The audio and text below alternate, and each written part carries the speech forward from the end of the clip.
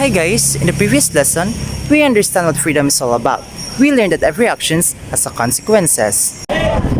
We have to exercise the prudence in our choices. We realize that every choice has consequences. And sometimes giving up while others obtain making choices. So now, let's move on to the Intersubjectivity! Intro, pasok!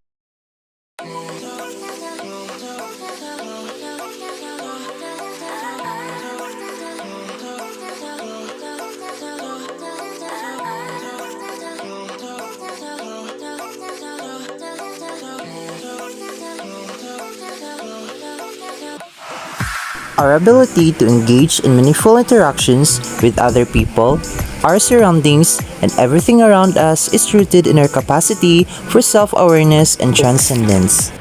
Let's define intersubjectivity. According to Edmund Husserl, it is most simply stated as the interchange of thoughts, feelings, both conscious and unconscious, between two persons or subjects as facilitated by empathy.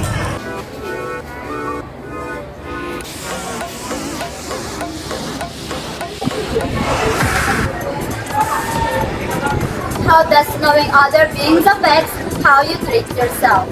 This chapter will continue discussing about embodied subjects as it relates to other embodied subjects. Lesson 1 is all about the theory of dualism, but really Descartes and Edmund Husserl's philosophy or method of inquiry called phenomenology. Motivational activity.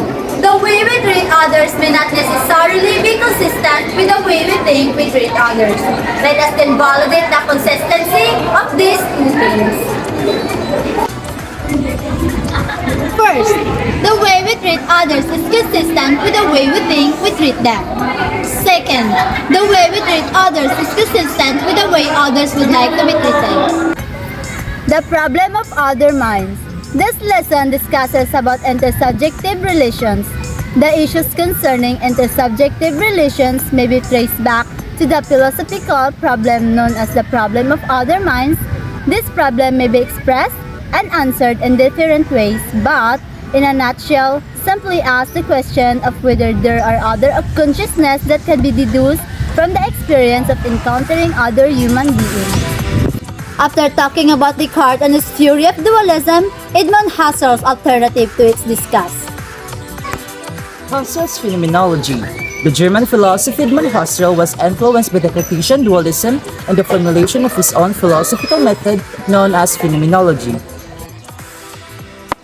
Phenomenology comes from the two Greek words phenomenon and logos, which means that which study respectively.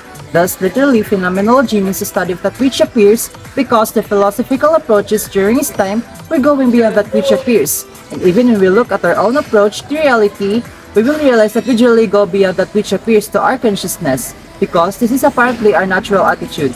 It means that the way we treat our experiences will generally involve presuppositions. Phenomenology will look at anything that appears consciousness as a whole and as a valid objects of investigation. Instead of doubting the objects presented to the consciousness, the phenomenology shall suspend their belief in it, so that they can study how objects are presented in consciousness.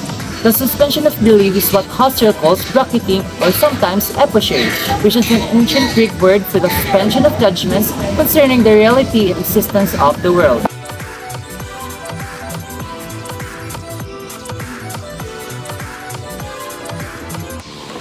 self-recognition. This lesson will discuss our relationship with other persons in relation to our better understanding who we are and who we are not. There is always the innate idea of wanting to be desired, recognized sometimes to a point of having to resort to a struggle, and in this struggle, we tend to use force and compel others to recognize us. It's a relationship based on domination and position. A master-slave relationship. In this lesson, we should analyze whether the dominant position of the master is superior to that of the slave, and whether of use of power of force really results self-recognition and self-consciousness.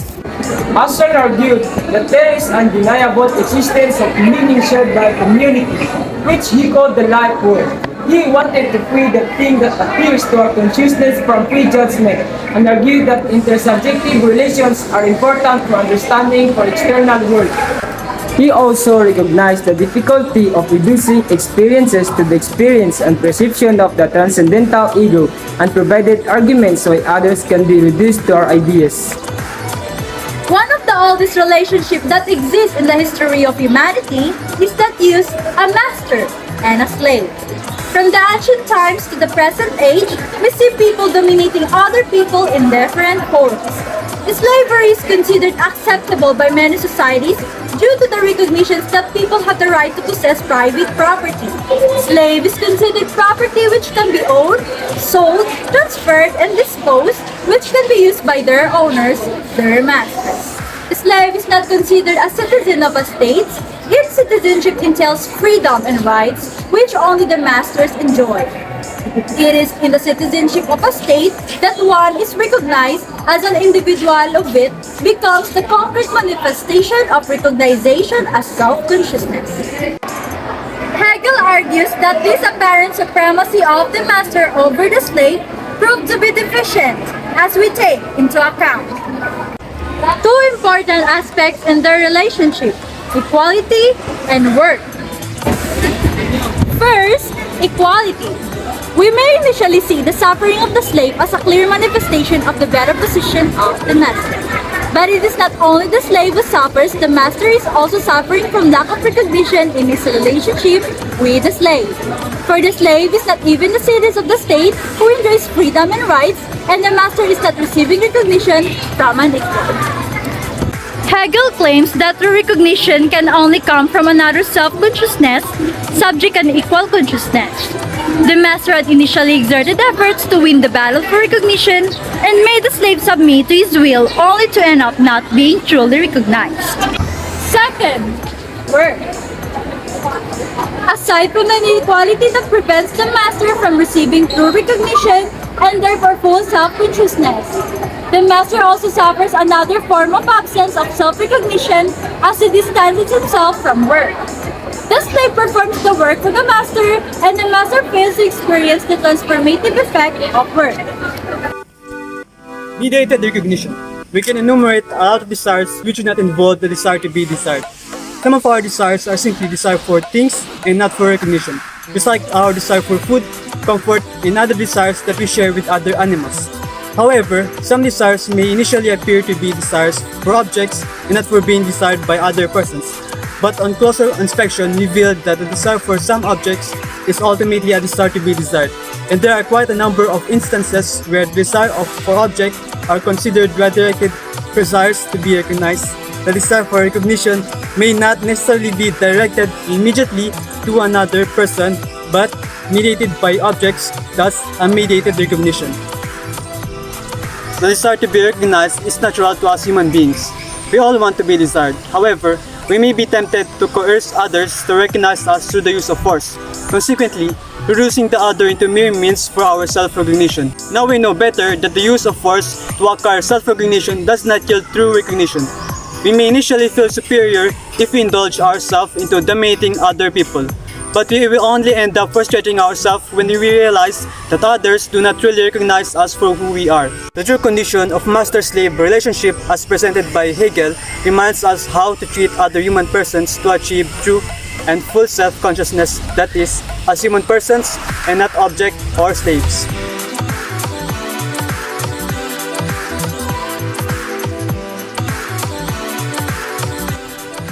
Lesson 3.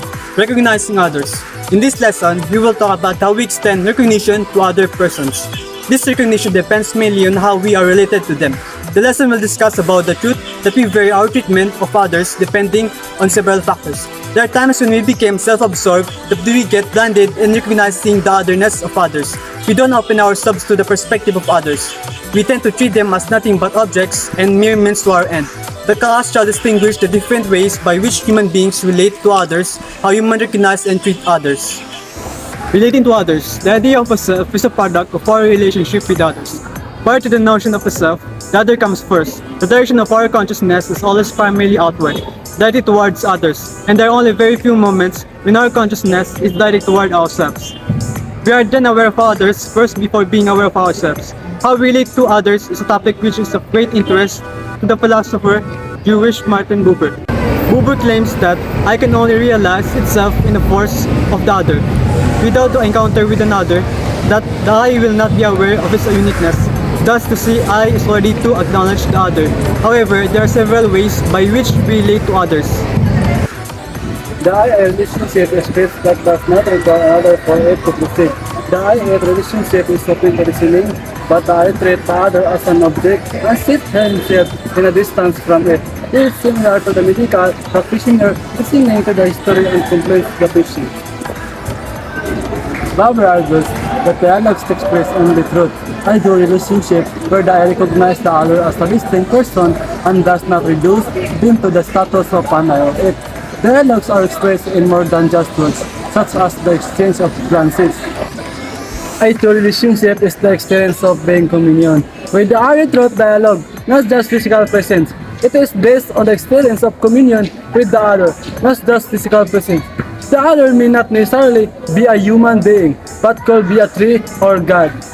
Ideal relationship is a privileged type of relationship and requires effort to maintain the otherness of the other and accept them as they are. This does not mean that we must accept everything that the other claims, but the understanding is not equivalent to agreement. Buber claims that we are able to consider as they are due, and that the ideal relationship is a question of who is willing to give themselves. Edmund Husserl's phenomenological method suggests that we have an access to the consciousness of the other through our own consciousness. In empathy, we recognize the other as an other, but try to understand them by assuming that we are partly the same.